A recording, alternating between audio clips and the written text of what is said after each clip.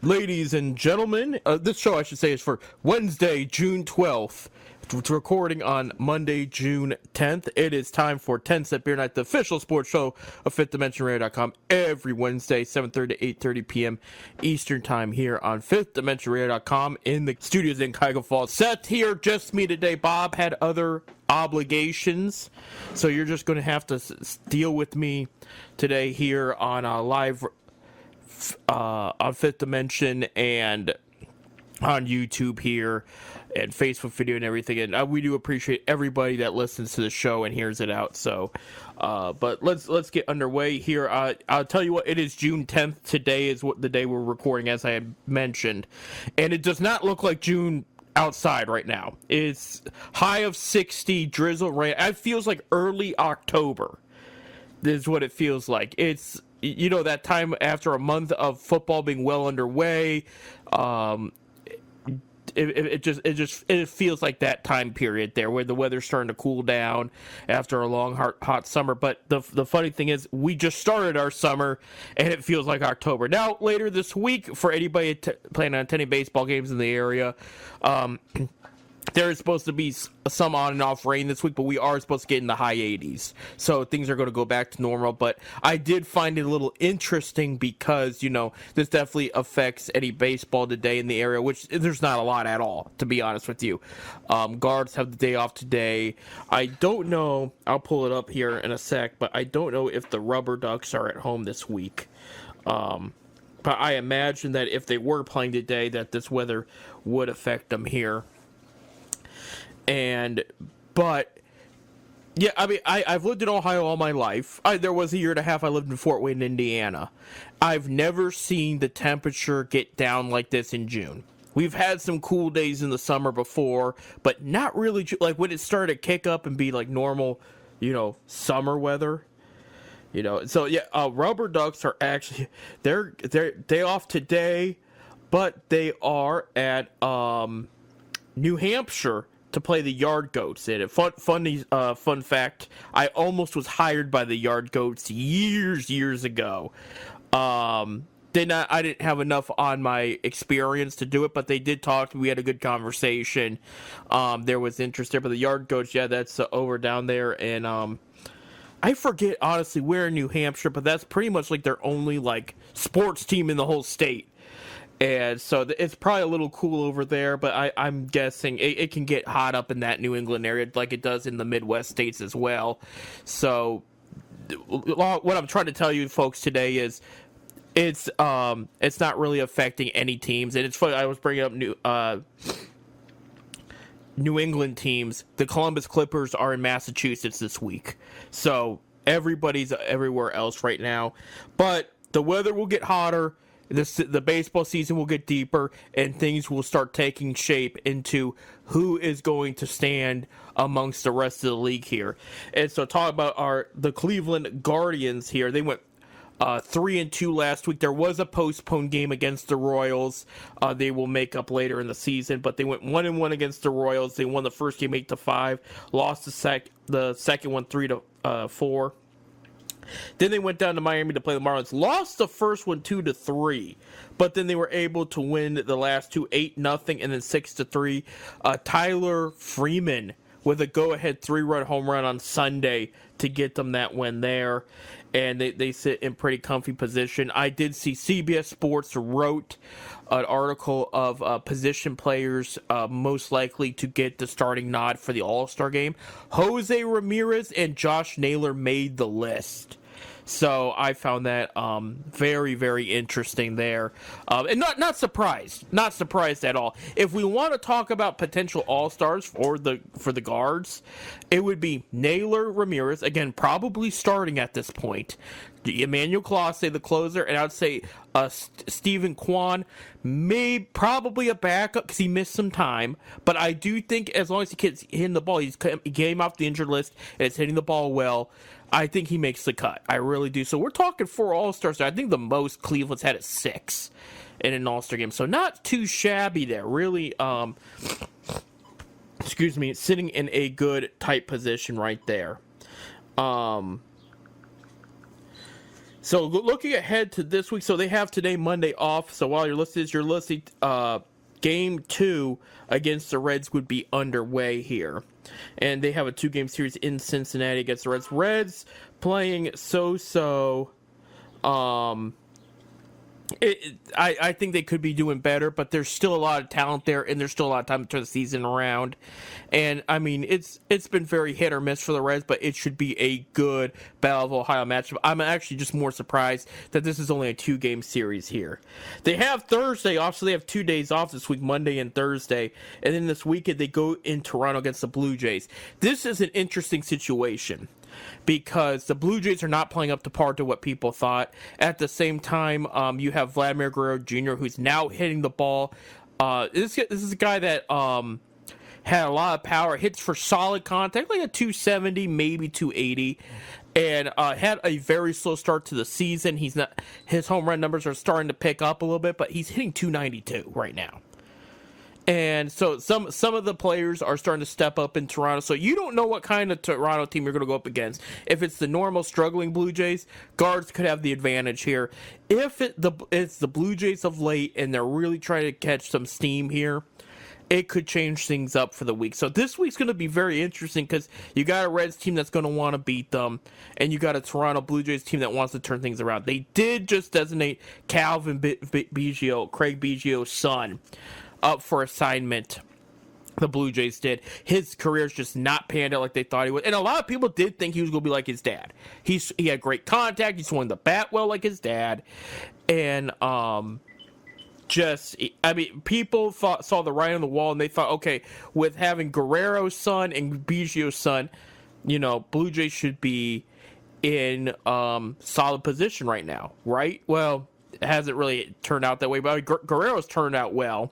Maybe it's the MLB The Show curse. He got the cover this year. I don't know if that's a real thing. The Madden curse is a real thing, but MLB The Show, I don't know. That's up for debate. But this Blue Jays team, let me tell you, when their hitting is on, it is on. Their pitching is very inconsistent, especially the starting pitching. So that's something the Guards are going to have to take advantage of there. But so it's going to be interesting, because going forward, starting this week, the Guards have the 7th hardest schedule in the major league. I'm talking about the rest of the year from here on out. So things are starting to pick up. And I had told people before regarding this Cleveland team that they've played very well up to this point. I give credit when credit's due. They have played good teams and played well overall against those good teams. But they have also played of the bottom of the barrel of the American League and National League. And they haven't played enough in the division either. And when they have played the division, it's been so-so. Like against the Twins, did very well, but White Sox and Royals, not as hot as you would think. So there's still a lot of questions around this Guards team. I say enjoy the moment right now, because things could take a turn. And I know there's people out there say, well, they are a second-half team. No. Under Francona, they were a second-half team. We don't know what Vox's going to do. We don't know how he's going to handle things. He's done very, very well to this point. I give him all kinds of props right now. But there's a lot of tests that they still need to go prove themselves against before we can just say automatically this is a playoff team. Another team I will bring up as an example, maybe some of you guys remember, I think it was 2015 or 14. I think it was 15 because it was a good year. It may have been 14. The Oakland A's were the hottest team in the first half of the season. Okay, they had the best record going to All-Star break. Nobody was even close to their record, okay? And I brought this situation up before. Excuse me. And what they did is they tried to do the Moneyball thing. You've heard about the story, Billy Beane, the Moneyball, the movie and everything. They tried to get cute with it. They had a lot of guys on expiring contracts, and they said, okay, here's the idea. There's a lot of pitchers up for sale in this trade deadline. We unload. We go all out. We get these pitchers, and we just shut down people and have enough, other opposing batters, and have enough hitting to just win the rest of the year and then go in the playoffs with that strongest pitching staff. So they trade for Jim Samardzija, John Lester, and There was another. There was another guy. I can't think. There was 3 at the time ace-like talents they traded for, and they traded away most of their hitting to make it happen. Well, it didn't work. Those starting pitchers did overall well, but they also didn't have the bullpen they thought they had. Also, when they needed runs, that hitting they had before wasn't there. So here's the thing. I'm not saying the Guards are going to blow up the team or anything crazy. However, some interesting rumors have come up that they are going to be buyers at trade deadline. And names like Bo Bichette, shortstop for the Blue Jays, who they'll face this weekend, and White Sox outfielder Luis Roberts have their names on the table. And Bob had mentioned last week he went to a Rubber Ducks game and there were scouts all over the place looking at Guardian prospects. Okay, something's going on. Something's happening. Now, I'll be honest with you and call me crazy. I don't think it'd be a bad idea if you have enough players to, if those players I mentioned are for sale, to grab both Bo Bichette and Luis Roberts. Why not? As long as you're not giving away some impact players you have on your major league team right now, you add those guys in, new scenery, new atmosphere, positive atmosphere, mind you, it could work out. But the question is the Dolan-owned and Antonetti front office willing to roll the dice on something like that? And in the past, we have seen something similar. Josh Donaldson traded to Cleveland. Jim Thome traded to Cleveland. I'm talking about in the early Antonetti years. There's been other when he brought Coco Crisp back in that playoff run. I mean, we have seen, but these are younger, bigger names that are going to want bigger contracts later on. Is he willing to roll the dice? So we'll figure that out in due time. But that is the Guard situation going into this coming week. So, going into the standings right now in the American League Central, Guardians 42-22. 4 games behind them are the Royals at 39-27. Royals still playing very well right now. Minnesota Twins are 8.5 games back, 34-31. 4 of their last 10 games they have won. Tigers have really dipped 32-33 with 10.5 games back, and of course the White Sox are at 17-49, and they are 26 games back there. So right now, Guards are they're doing well in first place, but there is the American League Central creeping up. And fun fact, okay, Tigers did fall behind 500, but what were they saying? They're the only team in the league with more than 3 teams over 500. Not anymore, but they were, and they just that division alone was more than National League winning teams or something like that. It was some crazy statistic I saw for the past week. But anyway, American League East, the Yankees 46-21. Coming off a losing lost the series against the Dodgers, won the last game though. The Baltimore Orioles beat up on the Tampa Bay Rays over the weekend. They're 42-22 now, 2.5 games back. The Boston Red Sox hanging in there, 33 games, won and lost, 500 right now, 12.5 back. Blue Jays are 32-33. 13 games behind the Yankees, and then Rays are 31-34, 14 games back. The Rays, it's been so tough to watch them after such a successful season last year. It's not the worst thing in the world. There's still plenty of time, but just knowing the situation and seeing all those injuries and the impact it's having, it's tough. It really is. The Seattle Mariners are in first in the American League West, 37-30. The Texas Rangers are 31-34 in second place, 5 games back. Yeah, this division's a mess here. Houston Astros 30-36, 6.5 games back. Oakland Athletics 26-41, 11 games back. Interesting situation with the A's. Yeah, so you've heard people know, okay, they're playing in Sacramento at least next year, maybe even more. They're working on trying to get to Vegas. They are having issues getting the proper funds and time to get this ready for Las Vegas. In time, I should say. It could be almost a decade, ladies and gentlemen, before they go to Vegas. They are in multiple talks with other cities talking about having the A's play other places until they can get this Vegas thing figured out. Like, they're in Sacramento next year, but they're even talking to like places like Memphis and others just to rent out the team. It's a weird situation. I think when more details come, we'll have better understanding of it. But it's like, oh my gosh, this is such a mess. How did somebody let this happen? I mean, put it this way: if you thought Paul Dolan was a bad owner, and I do, I think this guy beats him out for worst owner. Anaheim Angels in last place, 25-40 here. For the National League, the red hot Philadelphia Phillies are ahead in the East, 45-20. 9 games behind them is the Atlanta Braves at 35-28. Washington Nationals are 30-35, 15 games behind.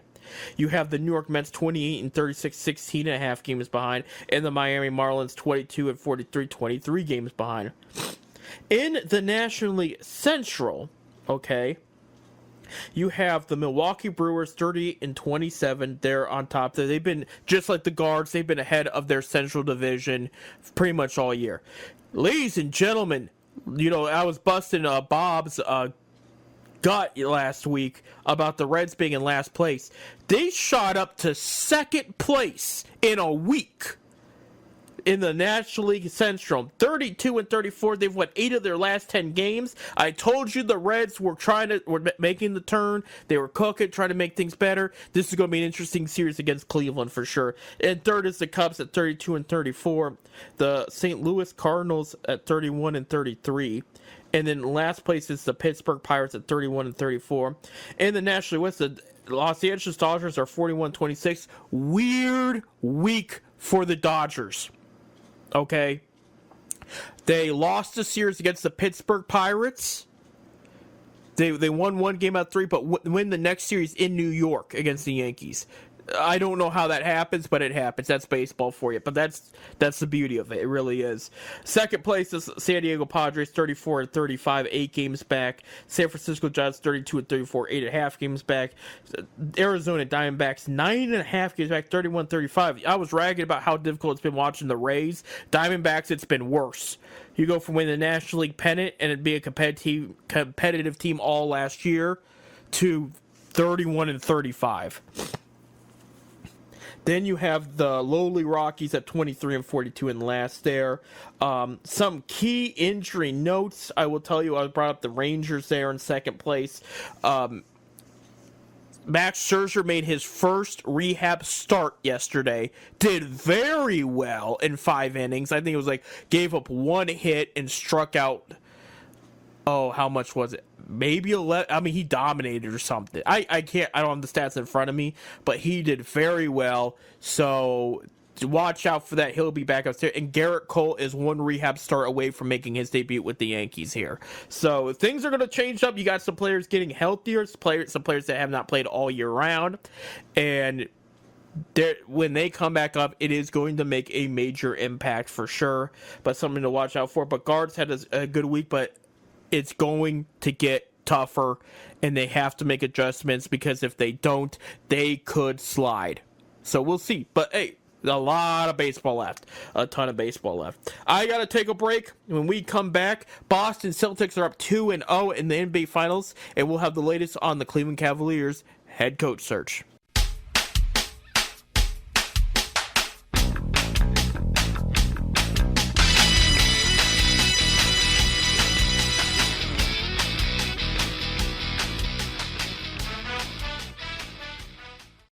Welcome back to 10 Cent Beer Night here on this second week of June.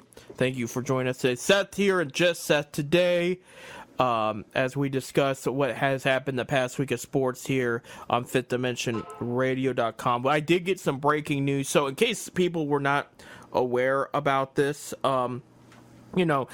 there's some NBA teams, specifically the Los Angeles Lakers and the Cleveland Cavaliers, that are seeking a new head coach, okay? I think that's it. I think everybody else has been taken right now. It had come out that the Lakers had offered University of Connecticut coach Dan Hurley, who has won back-to-back championships in the collegiate level, okay? they had offered him a 6-year, $70 million deal. And this was interesting because his name was not brought up till last week, and he was offered this mega deal that was going to, be one of the most expensive contracts in coaching history. I don't think he was going to be the best paid coach in coaching history, but to come from college to the pros with that kind of contract was a big deal. He officially, while we were on break, has turned it down. Okay, so that's going to shake up what the Lakers do going forward. There have been talks, of course. JJ Redick's name's been the hottest name linked to the Lakers. However, there's been some former teammates of his that are on the Lakers that has said, they're not sure about the move. They're not sure if this is the right fit right now. So his name's kind of, while it's still very much on the short list, it has kind of slipped a bit in interest, it sounds like. Now, that doesn't mean they don't hire him. They could definitely hire now that Hurley has turned them down. But that's the big news right now. And, of course, people are curious what the Lakers will do because, as LeBron's agent has said, right now, he is a free agent. So it sounds like he's going to decline that option that unofficially. We'll know more in the coming weeks, but as far as we know, the Lakers will not be hiring Dan Hurley. So I found that very interesting there. Boston Celtics, almost said Red Sox. Boston Celtics up 2-0 against the Dallas Mavericks in the NBA Finals. Last night was Game 2. So good start overall for the Celtics. So I guess we're just manhandling them last night. It was 105-98, but they had a good lead and never turned it back there. Luka Doncic did play 32 points, 11 rebounds, 11 assists. He was questionable going into the game. That's why it was a big deal. For Boston, the big player was Jrue Holiday, 26 points, 11 rebounds. Not 11 assists. The point guard had 11 rebounds, okay? And then you have Jaylen Brown with 21 points and 7 assists. But, Boston played very well. And then Kristaps Porzingis again. He's been playing pretty slow. He hasn't been starting yet. But in the 2 games he's played, he's been very productive and impactful too in these finals games there. So, and Kyrie has not played up to par what people thought. Not too late at all for things to turn it around.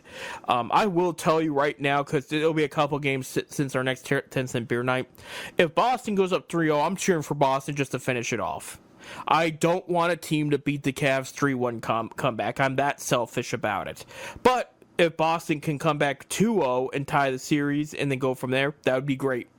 I would prefer Dallas wins it, but again, if Boston goes up 3-0, just finish it off. Maybe let Dallas win one and then they will never let a team win in the finals, but it's going to be interesting to see how the rest plays out here in the NBA Finals, but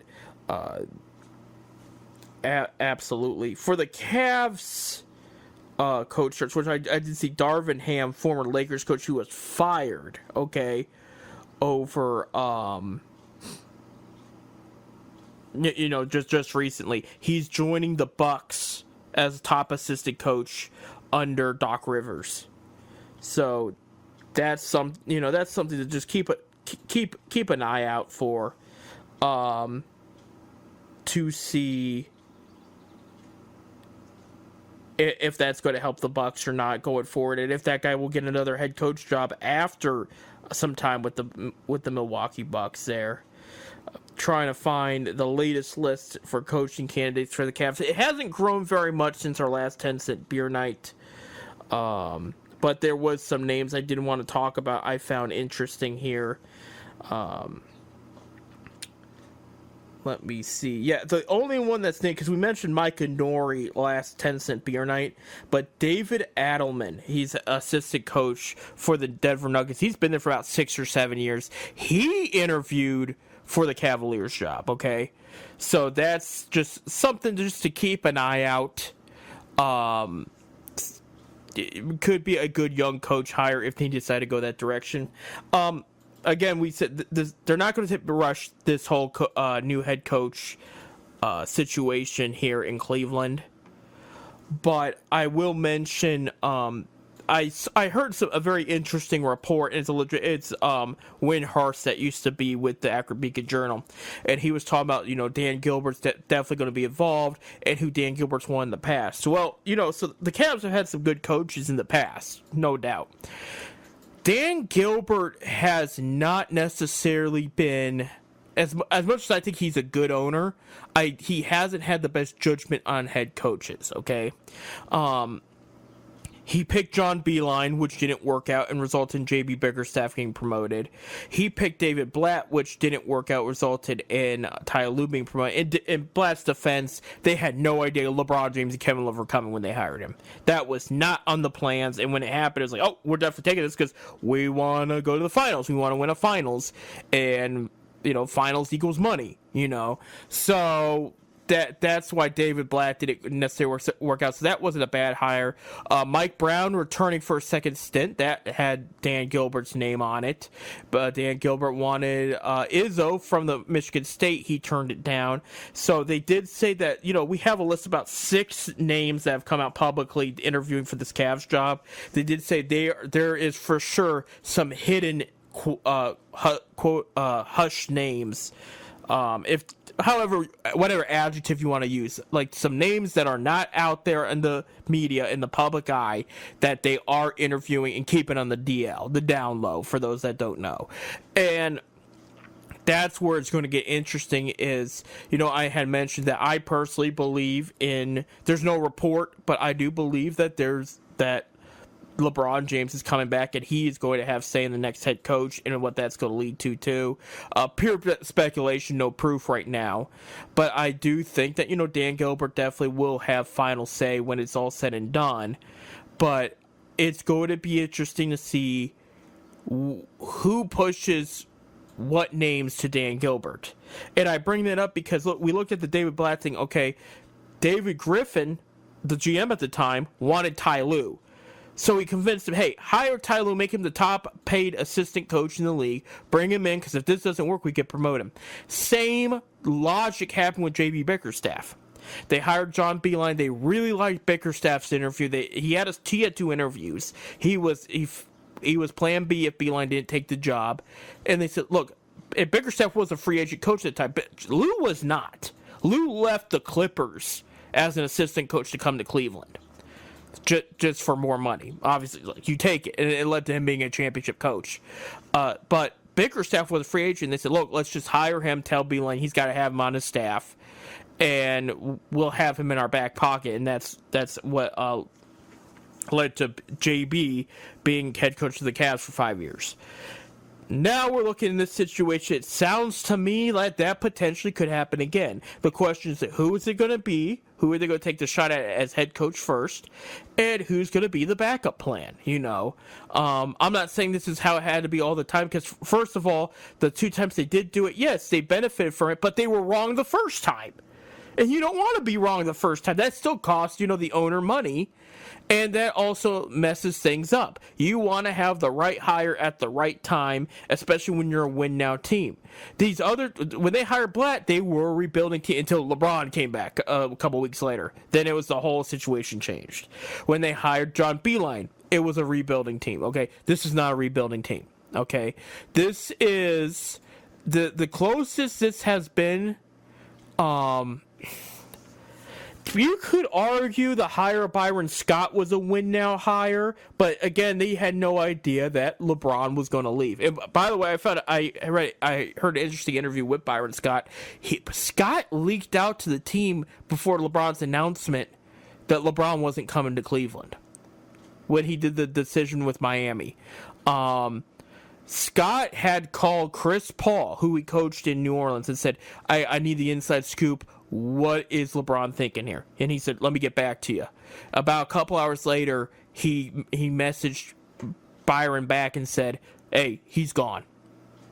And he had to go to the front office and say, hey, we need to start planning on this guy not coming back because I got inside source that's saying he is not coming back.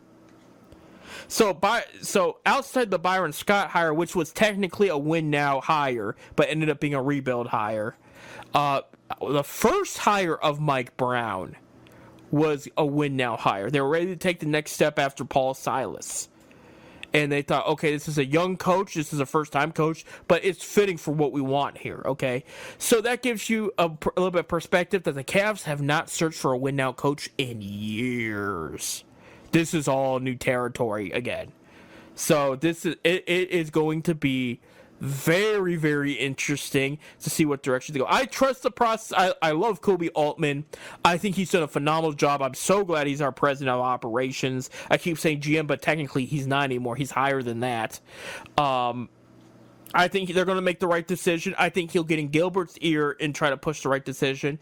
Who will it be? We will find out in weeks. But because we still have the draft, we still have free agency and whatnot.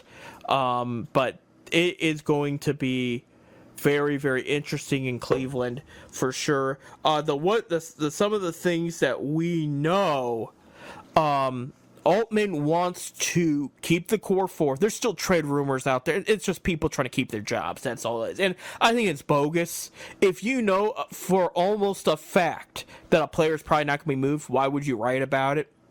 I don't quite understand. I mean, fantasy scenarios, whatever. But to say, oh, yeah, the Spurs are definitely going after Darius Garland. No, the Cavs aren't offering Darius Garland. They're not offering Jared Allen. They're not offering Evan Mobley or Donovan Mitchell. They are keeping that core four. The thing that has surprised me a little bit is they have said they're going to do what they can to retain Isaac Okoro, who's a restricted free agent. So that would be match any deal. The issue I have with Okoro is I really like the guy. I do. I would like to see him stay. His defense is undeniable. This guy, I mean, he is one of the better defenders in the league. You put him up against some of the toughest guards. I mean, if they were playing the Knicks, I want Okoro and Brunson. That's going to be your winning matchup right there. If you have any player on this team that's going to go up right against Brunson, that would be Isaac Okoro. So that's the strategy they use. The issue is Okoro's jump shot is very inconsistent. It did get better this past year, but it still wasn't great. And people thought, this guy coming in the league was very much like Andre Iguodala, a two-way player that did have a good jump shot. And unfortunately, Okoro's been with the team, 4 or 5 years now. And we've seen every year improvement. But I don't know if he's going to be worth that contract. Some team might be wanting to offer him. So the question comes, are you really going to want to give him that money when he's only going to do so much? And it's tough because you want to see him stay. He loves it here. You can tell. He gels well with the team. And again, if I would name their top defensive players, Mobley would be first. I might go Allen's second by technicality. But not all. Yeah, but he doesn't do well against some of the thicker centers in the league either. Okoro does well pretty much against everyone. I would say Okoro second. Mobley, Okoro, and then Allen would be my top 3 Cavs defenders on the current team. So you definitely do want to keep him in some way or form, but we'll see what happens. We have a whole offseason ahead of us. It is going to be very, very much exciting. I did real quick, because I only got a couple minutes left. They did reveal what the Cavs are looking for to use that first round pick. And I wanted to give you the list real quick. I have it saved here somewhere. Let me see. Yeah, here it goes. Okay. Baylor's Jacoby Walter, Purdue center Zach Edey, Colorado forward Tristan Da Silva, Kansas swingman Johnny Furphy, Duke's Kyle Flipowski. He must have dropped a little bit because I thought he'd be higher on the list. USC Isaiah Kohler, Pittsburgh's Carlton Carrington, Swedish forward Bobby Klintman, a lot of Europe in this draft, Illinois guard Terrence Shannon Jr., Virginia's Ryan Dunn, University of California guard Jalen Tyson, and then Kevin McCullough Jr. He's recovering from an injury. His name would be much higher on the list had he not gotten hurt. And Arizona's Pele Larson and Baylor center Yves Missy. Okay. And that is for the 20th pick. That's what the Cavs said. That's what they're targeting. A lot of names I like on this. Zach Edey of of Purdue, the center that had helped lead them to the championship. Of course, they lost to UConn. Get that big man along with Mobley and Allen. you got some big man depth right there. There's no doubt about it. And this is a guy, I think he's a senior. So, he's experienced, not on the pro level, but he's been in the game long enough that coming into the NBA will be a little bit easier for him than being a freshman out of the draft, I should say. Kyle Filipowski, I like that idea. I just think he's going to go higher. I just do. There's a lot like a stretch 4 kind of guy, like Kevin Love was, a guy with a great shot and good inside game as well. I do like Isaiah Kohler. I really do. I think he's solid. There's a lot of potential there. So, but here's the thing I'm relieved, though, is, look, Bronny James would be cool in Cleveland, but I don't think he's worth the first-round pick. So seeing it, but I also like Enrique Freeman out of Akron, but again, he might not be worth the 20th overall pick. This is a great list. If they can walk away with anybody on this list, the names I mentioned there would be better than the majority, but I would take that. I mean, if in the NBA, if you can hit on your first round pick, it doesn't matter where. It could be the 3rd overall pick, it could be the 22nd overall pick. That could help you long term, big time. And I mean big time. And Altman's hit on most of his first round picks. So, I mean, don't overlook this pick here. This could be an impact player right off the bat. It'll take a little bit. Again, they're a rookie. But if you can develop a potential star from that pick on top of what you already have, that new coach is going to have fun with his rotations. I will tell you that much. So that's just something to look out for the Cleveland Cavaliers and everything they got going on at this time as they prepare for the draft and for free agency. So we got to take a break. When I come back, the Browns had made a move that's going to positively impact their future. We will talk about that, stadium upgrades, and more.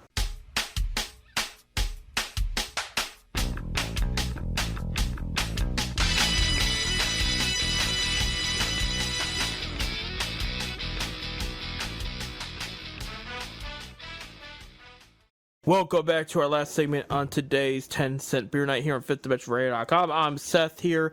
Some interesting news came out in the NFL while we were on break here. Marcedes Lewis, former first-round pick. He was a first-round pick in 2006 out of UCLA, tight end. Just signed a one-year deal with the Bears today, and it's significant because this will be his 19th season. And that is the longest 10-year career in NFL history. Think about, and this is a guy, let me see, the fewest games he's played in one season in his career was 2014. He played 8 games, okay?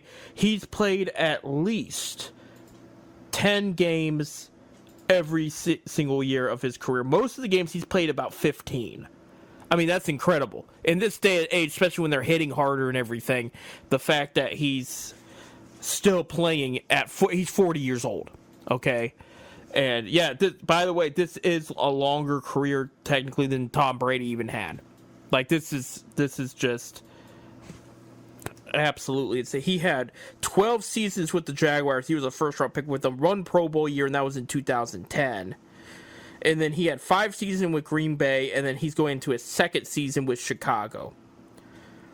The guy's got so far 5,113 yards and 40 touchdowns in his career. That's great. Let me put in real quick Tom Brady, because they're saying, and it might be a position player thing, not just because I thought Brady had the record here. Put it in there. Yeah, Brady's got 20 years. This must be 23 years. Excuse me. So Marcedes Lewis must have been position player outside quarterback, because some of these quarterbacks have lasted a while.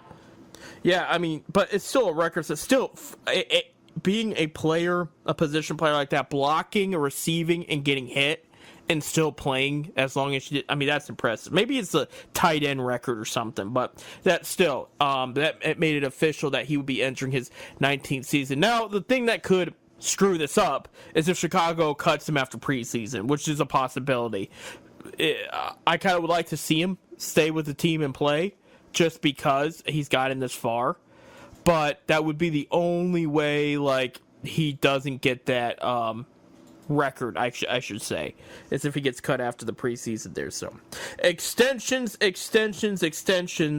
While we were on break, Mike Tomlin of the Pittsburgh Steelers signed a 3-year extension till 2027. But some people are making fun of the move. No, he's a Hall of Fame coach. He's the only reason they made the playoffs last year. He made those adjustments. He did what he had to do. This is a good move for Pittsburgh. Just solidify your coach long term. Quit the speculation. The guy's been good to you. Just, keep moving forward. So, good move on the Steelers front office front for making sure he stays. But, speaking of extensions, last week, officially, and by the way, terms, it's been about a week, ladies and gentlemen. Terms have not been revealed yet. But Kevin Stefanski, head coach of Cleveland Browns, and Browns GM Andrew Berry did sign extensions last week.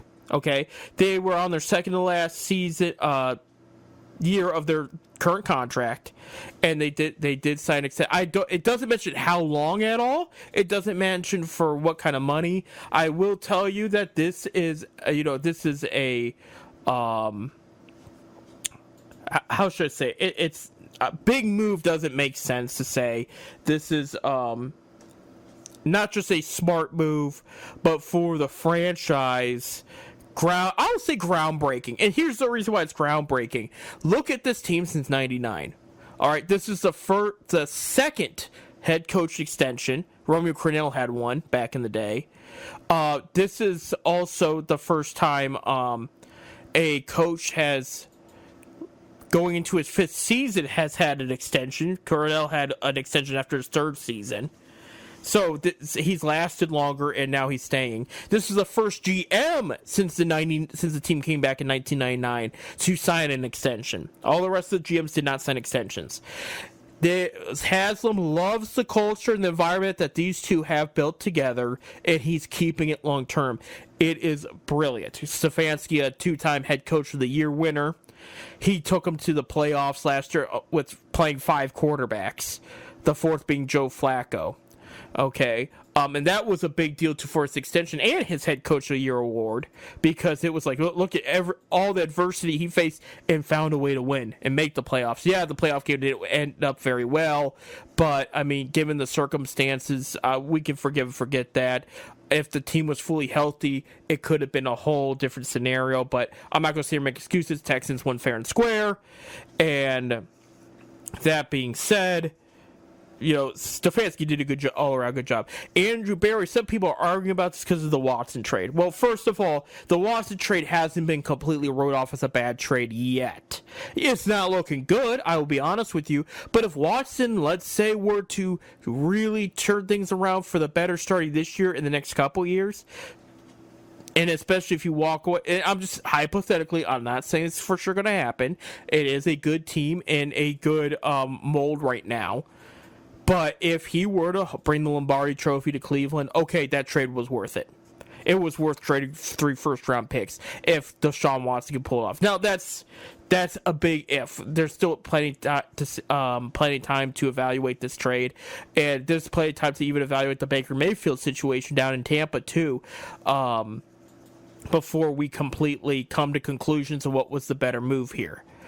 But that's where we're at. Other than that, Berry has signed great free agents. He's kept core players here long term. Nick Chubb, Myles Garrett, Joe Bitonio still here after a certain amount of time.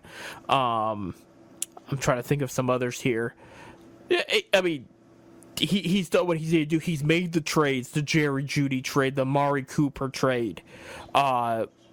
Outside the Watson trade, of course. He's kept Grant Delpit was another core player he kept here. He's going to keep JOK here in due time. He's hit. This is the big one. This is the one that doesn't get enough credit.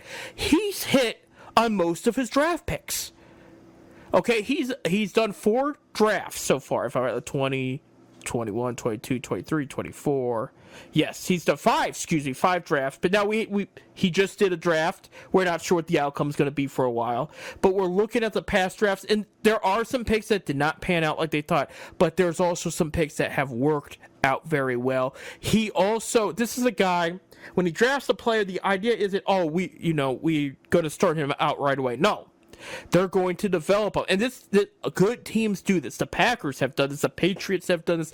I hate them, but the Steelers have done this, and it works. Some of your, unless it's a high-profile rookie and you need the player to play now because of injuries and whatnot, a lot of guys have the rookies say, hey, work hard in practice. I need you on the bench during the game. I want you to watch our veterans. I want you to take notes.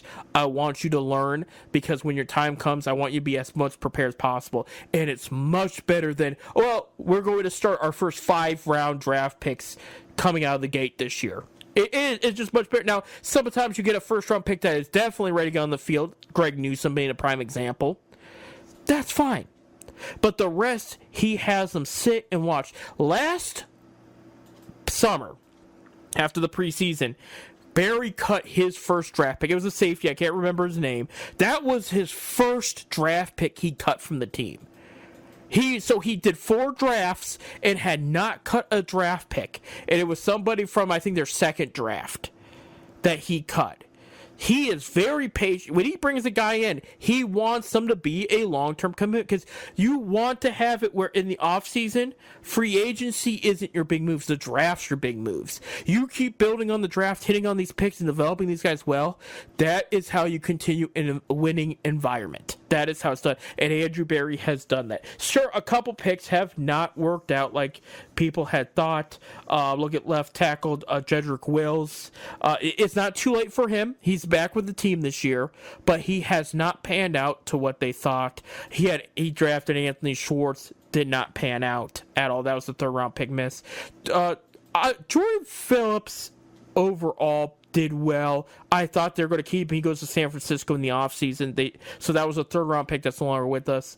The Cade York thing was a miss until they just brought him back. He will be with the team through, I think he's going to be on the practice squad going into the season. I think D-Hop, not DeAndre Hopkins, the other Hopkins, can't think of his name on top of my head. That's bad. He's going to be the starter, but they're going to have York learn and work from it. And York wants to make it work out. That's why he came back. It's still, if you type in Browns kicker on Google, it still comes like York. Let me see. I want to get this. I can't believe I forgot. It's Dustin Hopkins, of course. How did I forget that? Dumb me. But he's also, going back to Andrew Berry, he's also had picks that worked out. Grant Delpit has worked out. JOK has worked out. Greg Newsome has worked out. Underrated. You want to talk about probably his biggest steal draft pick was MJ Emerson. A 3rd-round pick that could have been easily a first in that draft if there was a draft redo. I mean, that guy has absolutely panned out. It's been very impressive how well he's played up to this point, for sure. Let's see. I'm trying to think of some other. There's some other names out there. I will tell you, they do not have the season they had last year if it wasn't for his first 2 draft picks of the 2023 draft, that being Chris Tillman and DeJuan Jones. Okay, Tillman being a wide receiver from Tennessee. Yeah, okay, he didn't have huge stats, but he was huge in matchups. He was huge in blocking too. And having him out there after trading away Donovan Peoples-Jones did make a more positive impact than what Peoples-Jones had been making all season. You talk about DeJuan Jones, he comes in, Jack Conklin goes down in the first game. He's done for the year. So they have to put Jones out, a rookie. He shuts down TJ Watt. He shuts down everybody he goes up against, and that right side is just in as much good hands as when Conklin was in there. I mean, yeah, and Jones, he would have been a Pro Bowler had his season not come to an early end. But those first critical 8 games or so, he played. It may have been 10 games he played. He played most of the season. I mean, oh my gosh, he played so well. And that's just boss GM moves right there. Now, they have to keep it going. I won't forget If everybody remembers, Mike Holmgren and Tom Heckard, that front office duo. Oh, I know there's people out there like, I wish I could forget that. Not the greatest at drafting. Their first draft, they had Phil Taylor, but props to him. He's been in mini camp this past mini camp. He's involved with the Browns again in the organization, just really hyping up the players and getting them to love being a Cleveland Brown. Good for him. I did like him when he was here. He was tough. He wasn't perfect. He wasn't even a good first-round pick, but he was a good overall solid player. Just not a first-round pick. But they had him. They picked Jabal Sheard, and there's a couple others. I think Greg Little may have been that draft too. And I remember those three specifically come out and they play very well the rookie season. ESPN, I can't think of his name, the goofy looking guy, but whatever. They're not very good analysts anyway. There in the draft room on ESPN. Not Tom McShay, the other one. Anyway, he gives them an A. He said he gave them a C. He wasn't sure what Cleveland was thinking here, but he said, look at how well they played. He said they get an A. That was their rookie seasons. Okay, looking back at that, that's an F. They just didn't pan out after that first year. So the picks have to do better than more than 1 year. But, if you have a big impactful rookie year, that says something right off the bat. It really does. That's why extending Andrew Berry was huge. Mel Kiper, by the way, that's the guy that gave him an A. Andrew Berry's done an incredible job here. He really has. He's built a foundation. He's getting better and better at his job, you can tell. We're loaded at depth. They added an Ohio State kid recently for offensive line again. So he's loading up an O-line. He can't get enough of O-line, which is great. You got to protect QB1. You got to make sure Watson actually has a chance to have a good year. Make sure he's protected. But he's getting better at his job. New playbook. People were talking about Ken Dorsey coming in. Who's going to call play? I don't care who calls plays as long as it works. David Njoku says new offensive playbook is juicy.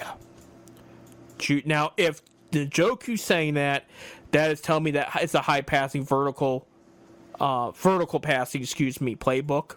So he's getting the ball a lot, which I'm not opposed to. If Njoku gets the ball in his hands, he does stuff with it. I've said it for years, and they finally made it happen with Joe Flacco last year when he kept giving him the ball. It's like, you got one of the best tight ends in the game. You're not using him properly, and they finally woke up and started using him right. But, yeah, I mean, that's where they're at. Nick Chubb doing some small work, small running, some lifting. He's getting there. He's progressing. Watson's slinging the ball. He's almost back to regular shape. That's good.